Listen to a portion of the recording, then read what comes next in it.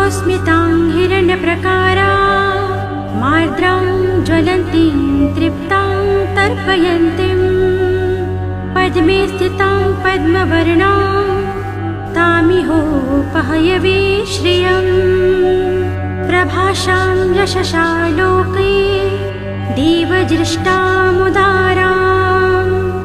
पद्मिनीं शरणमहं प्रपद्ये लक्ष्मीरमे नश्यतां त्वां वृणे आदित्यवर्णे तपसो अधिजातो वनस्पति सत्त्वा